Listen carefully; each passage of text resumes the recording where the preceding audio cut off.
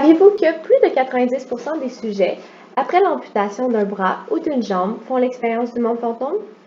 La douleur du membre fantôme est une douleur ressentie dans le membre amputé ou absent. Elle affecte de 60 à 80% des amputés. Les douleurs du membre fantôme altèrent considérablement la qualité de vie des personnes amputées et une meilleure compréhension du problème et de ses effets pourrait conduire à de nouvelles solutions permettant d'atténuer les souffrances qu'elles provoquent. C'est pourquoi nous nous sommes demandé, qu'est-ce qui explique le syndrome du membre fantôme? Ambroise Paré, chirurgien français, a été le premier à documenter le syndrome du membre fantôme il y a plus de 450 ans. C'est le chirurgien militaire et neurologue Silas Ware Mitchell qui a nommé le phénomène observé chez les personnes manquant des membres. Ce syndrome a été tabou et caché dans la société durant une longue période de temps. En effet, Sherman et Sherman ont rapporté en 1983 que même si 61% des amputés ayant des douleurs de membres fantômes sont allés parler de ce problème avec leur médecin, seulement 17% ont reçu une offre de traitement, tandis qu'une large portion du reste se sont fait dire qu'ils étaient mentalement dérangés.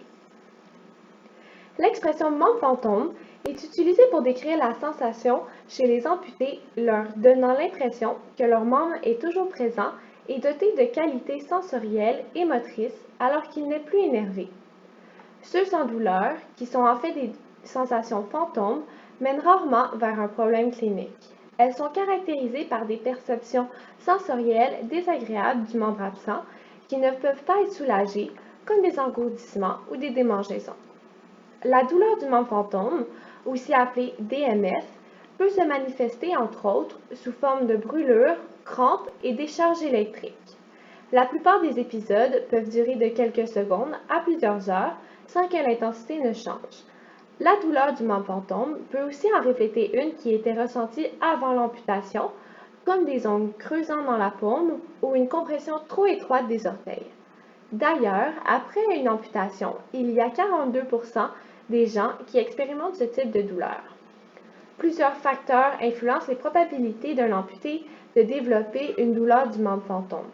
L'âge, les blessures qui surviennent à la guerre et l'isolation sociale sont des exemples de ceux-ci, comme on peut le voir dans le tableau suivant. Aussi, lorsque l'amputation résulte d'un événement traumatisant ou d'une atteinte douloureuse, les sensations associées au membre fantôme sont plus intenses et d'une plus longue durée que lorsqu'elles résultent d'une opération planifiée d'un membre non douloureux. Il existe plusieurs types de membres fantômes.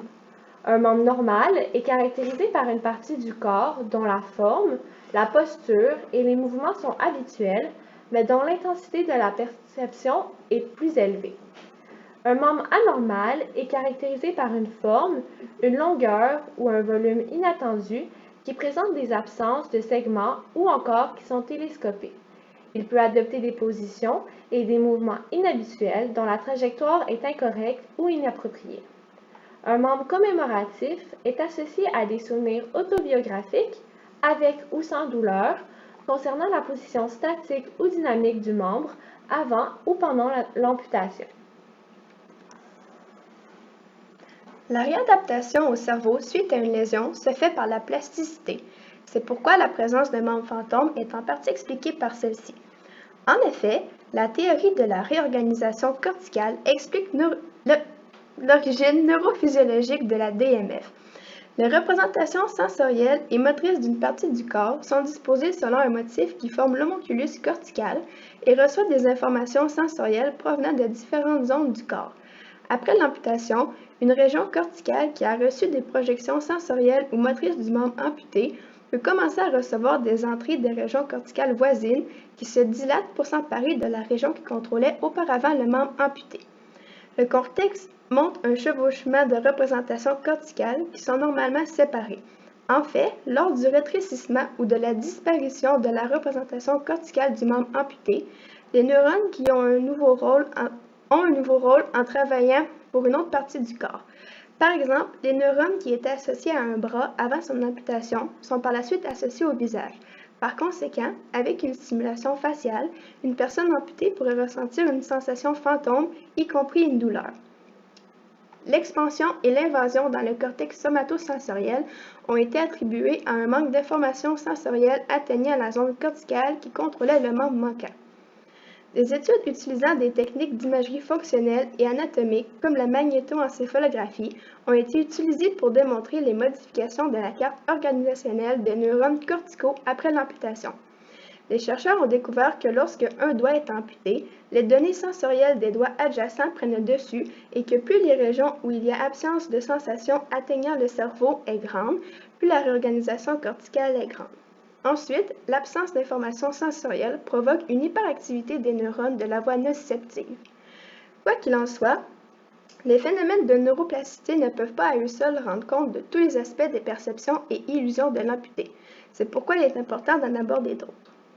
La plupart des théories expliquant la DMF reposent sur le concept de représentation du soi dans le cerveau inné et modifié par les expériences de la vie, appelée neuromatrice.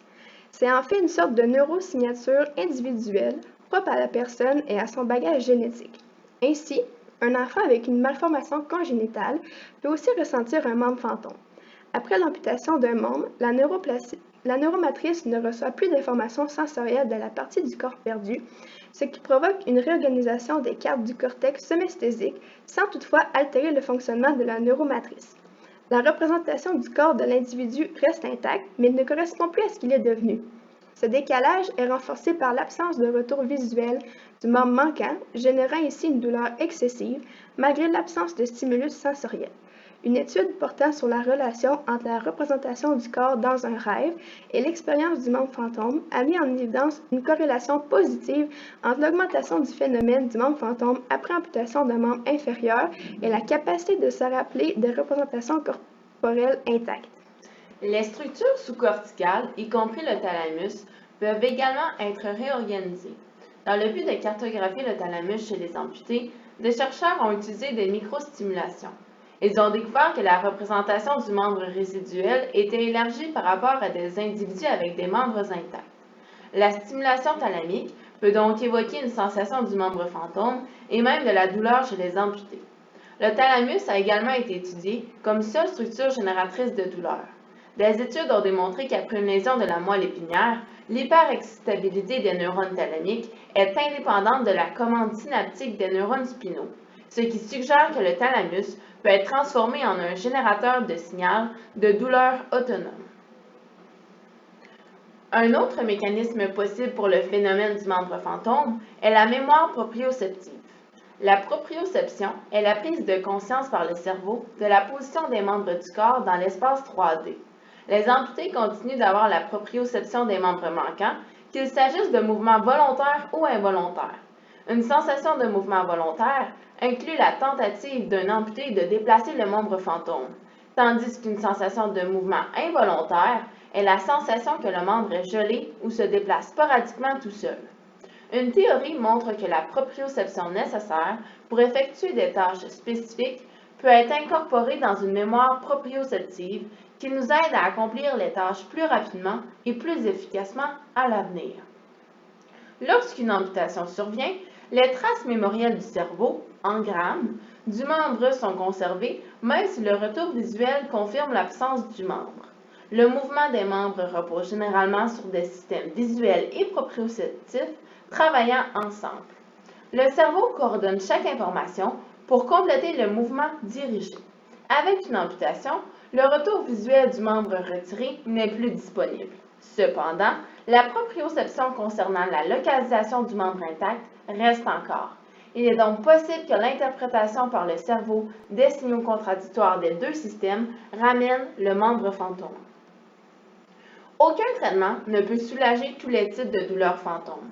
Pour des résultats optimaux, il faut que les traitements soient dirigés vers les mécanismes à l'origine des douleurs. En voici quelques-uns. D'abord, lorsque les gens ont des impressions de brûlure ou d'hypersensibilité au niveau de leur membre fantôme, les médecins ont tendance à leur prescrire des antidépresseurs ou des antiépileptiques. Par exemple, les opioïdes peuvent soulager la DMF en réduisant la réorganisation corticale dans le cortex somatosensoriel. Cependant, certains médicaments peuvent provoquer le retour de la DMF ou même induire des sensations fantômes chez les personnes qui ne sont pas amputées. Ensuite, il existe des prothèses fonctionnelles permettant une utilisation quasi normale du membre amputé et dont le mouvement permettrait de diminuer la réorganisation corticale qui serait à l'origine de DMF. La théorie miroir, quant à elle, consiste à la représentation visuelle du membre fantôme à l'aide du déplacement du membre intact devant un miroir. Elle utilise donc un retour visuel des mouvements du membre intact pour réduire la douleur. Les effets du traitement sont liés à la réorganisation corticale. À mesure que la douleur fantôme diminue, la représentation dans les cortex somatosensoriels des deux hémisphères devient plus similaire, recréant partiellement leur état normal présumé. Enfin, la réalité virtuelle pourrait créer une forme immersive plus sophistiquée de la thérapie du miroir. En effet, l'utilisation de technologies de pointe pour créer des images virtuelles du ou des membres manquants a donné des résultats encourageants pour le soulagement de la DMF. Pour terminer, le syndrome du membre fantôme est une sensation ou une douleur au niveau du membre amputé. Plusieurs théories expliquent ce syndrome, comme la réorganisation des cartes corticales, la neuromatrice intacte, la subcorticale et la mémoire proprioceptive. Les connaissances sur la DMF ont considérablement augmenté depuis sa première formulation. Nous sommes beaucoup plus conscients de son insistance, de sa gravité et de ses manifestations. Quant aux traitements, ces derniers ne sont pas optimaux en raison de leur efficacité moindre. En effet, ils n'excèdent pas 30 % de réduction de douleur. Il serait donc intéressant de pousser davantage la recherche afin de mieux comprendre cette maladie et de trouver un meilleur traitement permettant ainsi d'améliorer la qualité de vie de ceux concernés.